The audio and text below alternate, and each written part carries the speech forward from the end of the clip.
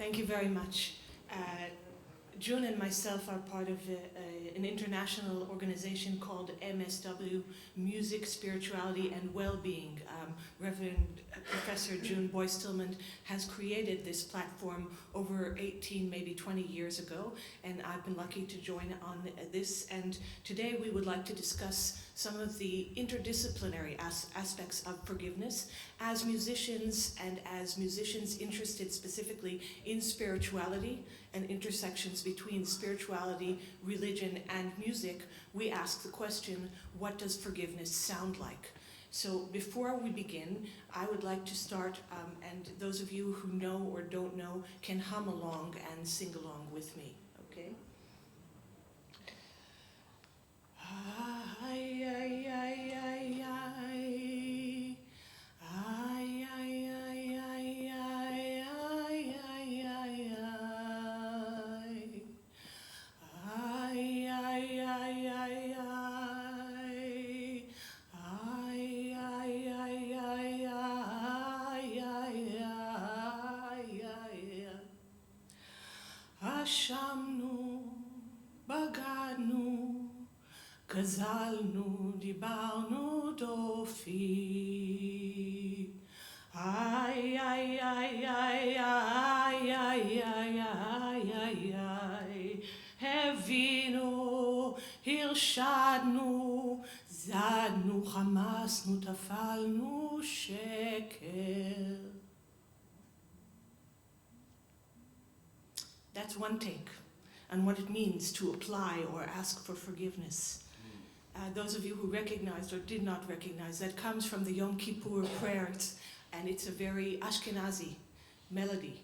And the way that I start out, you could hear it was not very professional singing throughout, although I am a musician. In the synagogue, the voice cracks, and the voice doesn't always come out as perfect as perhaps it should, or in other cultures of religion. Let's try one more, and here you're welcome to sing along and maybe even clap along.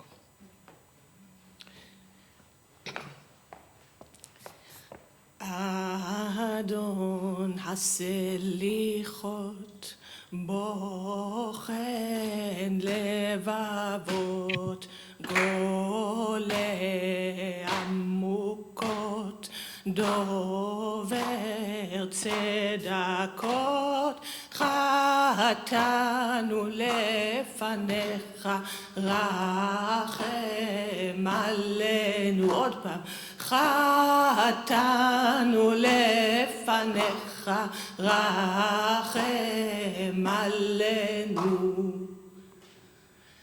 Well, that was quite joyous, wasn't it? And as you sing that second melody, I always wonder why this is one of the Eastern or Mizrahi or Sephardi melodies that has made its way into contemporary Israeli repertoire, whether it's in prayer in schools or on YouTube, and there's even a karaoke version of it, which I was tempted not to show here. And I think that one of the answers is that this tune, asking for forgiveness or celebrating forgiveness, is just so full of joy. I mean, even just singing it, there was some kind of transformation going on here. So what does Judaism have to say about forgiveness? What does forgiveness sound like in Judaism? It can be very different stories, from the ay, ay, ay, ay, ay, ay, ay, ay, to the chatanu lefanecha. We have such a wonderfully broad spectrum of what forgiveness can possibly sound like. Now, the funny thing with Judaism is that Judaism is very much about times. Right? I heard a comedian once say, it's the only religion where you have to have a watch, and it's like at 5:25, and 32 seconds, it's not yet Shabbat, but at 5:56, it's already Shabbat, right? We're very a timed kind of religion, and when it comes to forgiveness, we have this cycle of forgiveness. Because we know that every year we're going to come upon Yom Kippur, whether we like it or not, and whether we're ready or not. And you spoke earlier, Ronen, about that table in stage 8, right? You know, am I ready now to ask forgiveness? Those I'm ready now, those I need more time, and those I'm not ready at all for. And whether you like it or not, Yom Kippur comes at a very specific time every year. And Yom Kippur is not only about asking forgiveness from God, but it's also about, and primarily about, asking forgiveness from one another. And what do we do with that? And how does that do with the music?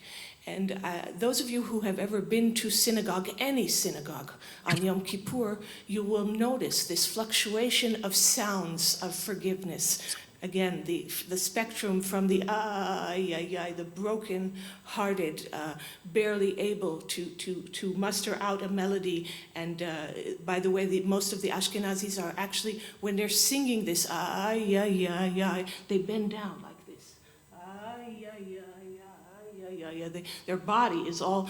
But by the end of Yom Kippur, you know, we're all singing, like either whether it's Adonai Selichot or whether it's also Avinu Malkeinu, Avinu Malkeinu, Chonenu Vanenu, Avinu Malkeinu, Chonenu Vanenu, Ki en banu masim. Now comes the high part. Aseh imanu tzedakah v'chesed. Aseh imanu tzedakah v'chesed v'hoshienu. You can't sing that bent down. It doesn't really work. So from these thoughts about how I, as a religiously observant Orthodox Jew, experience the high holiday of forgiveness, Yom Kippur, and how I, as a musician, try to understand what is the soundscape of forgiveness in Judaism, this was a starting point for our interreligious and intercultural dialogue that we have at MSW. And at this point, I'll pass over to Reverend Professor June Boyce Tillman, my dear friend, colleague, and mentor. June, you're welcome to unmute yourself. Maybe we'll close the PowerPoint for now. It's a great privilege to be with you. I wish I could be in Tel Aviv, but I'm sitting in my room in the morning in London here. And I was so glad, Sarah, to hear your presentation beforehand, because there are parallels, but also very distinctive things. What I'm going to present to you is quite a personal story, set in the context of my particular view of the Christian tradition, and set in the very individualistic West, where we tend to use, in a sense, therapy individually rather than communal systems, and that will come. But it's also about how does one deal with the ancestors, that the ancestors are present within us, and so how do we deal with that? And what I'm going to look at is how I've dealt with it as a musician in some way, through song, through composition, which in a strange way, in our very individualistic Western view of the world, is a sort of internal ritual, rather than the communal rituals that you shared with us so beautifully, and Amira, the sharing of the beautiful songs of Yom Kippur. I often wish in Christianity we had that notion of preparing, going out and having those 10 days of sorting it out. And it's a real shame that we haven't used your tradition in that way. So I'm going to share my screen and to show you where I'm going. I'm going back to the beginning, rather than halfway through.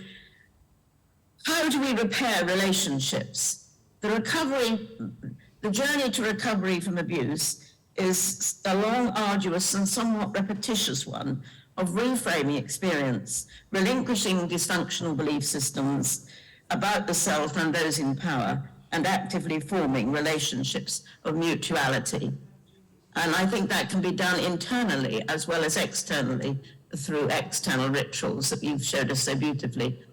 That's the plan, the notion of the background, the songs that I've written, and finally an instrumental piece. A poem, because forgiveness is in many ways as much for the person who's doing the forgiving as for the people who are being forgiven. And I suppose that's what I want to look at. And this little poem, sometimes there is so much of the past that there is no room for the present. To deny the past may cause problems, but to live with it will cause more. If your heart is full of ghosts, there is no room for the living. And failure to forgive can be one of those ghosts which actually stops you forgiving. On the other hand, we in Christianity share a prayer with you, with the Jewish tradition, which includes those terrifying lines, and forgive us our trespasses as we forgive those who trespass against us. The church, I think, has misused this many times. So someone comes to a priest and says, you know, this has been done to me, and the priest says you must forgive it, and within 5 minutes a forgiveness ritual has been carried out, as if it can be done in 5 minutes. So the church has preached an almost instant forgiveness, and this was a hymn that I wrote, one of the verses of it. Protect us from a premature forgiveness, from preachers' words that reinforce the pain, from glib dogmatic institution statements that crush bright anger's liberating flame. So when in time the kairos moment beckons, we will find trust in humankind regained.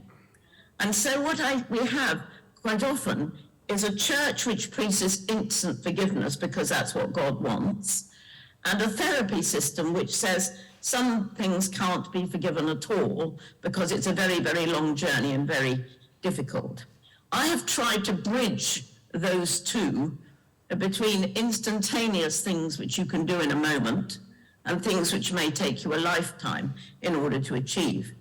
I wrote a song which colors a lot of what I'm doing in the pieces. And this, I think, links with yours, Sarah. Hildegard of Bingen, basically a medieval abbess in Germany, wrote that God created everything in right relationship. And that was the original, the perfection of the Garden of Eden, if that's what you want to use as a metaphor for it. And so when something happens and a relationship is broken or a relationship has gone wrong, it's a tear that's appeared in the cosmos, which is what you were saying, Sarah. The cosmos depends on right relationship. And so it's not just a me and them, it's actually a cosmic tear that needs to be repaired. And so you see that it starts with this tear having appeared in the cosmos, and letting go, let loose healing mercy in me, letting go, forgiveness is setting us free. June, I'm not going to read all of this, but it invites us to journey, it invites us through anger, it invites us through a call for justice, and then of course there is that call for vengeance, but then vengeance has to be resolved in forgiving. June? Yes. Yes, I'm sorry to stop you, but our time has shrunk, so our time frame. So I think we're going to skip to the last part of our presentation. Okay, so you don't want me to do the songs. I want just to share the songs. So we can choose the songs, and the recording will be sent, and then we won't do the recording live. Okay? How do you like that idea? So you want to take over? Shall I just hand over to you?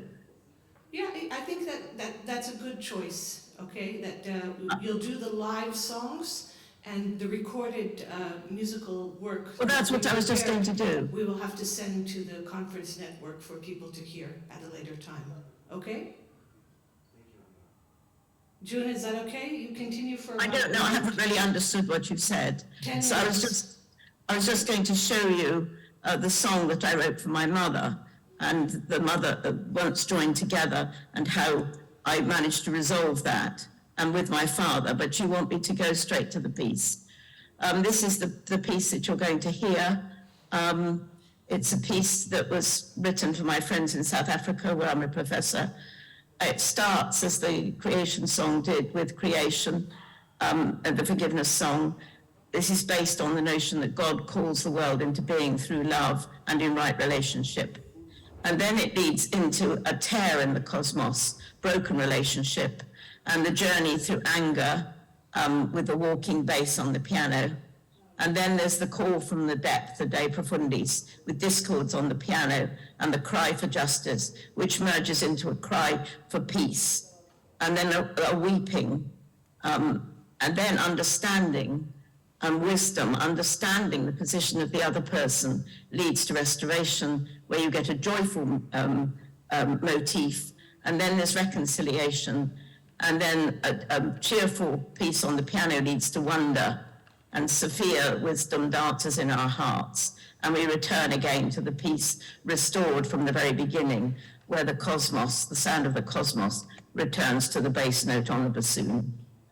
So you're going to hear the piece played by the beautiful trio from South Africa for whom it was written.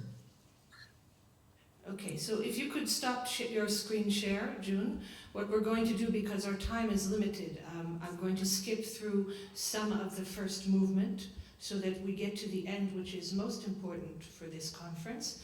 I know that's kind of disrespectful, at least a little bit, to the composer, Reverend June Boyce Tillman, and to the performers, but I think it'll be beneficial for us to get some soundings. And the idea of this piece, this is an originally composed musical work which has been recorded in a multimodal fashion, so you can see the performers in the dark, and then you'll see slides with the content and some of the texts and some images. So it's a multimodal experience of interreligious and postmodern contemplations on forgiveness, which is performed by our colleague, Professor Liesl Van Der Merwe.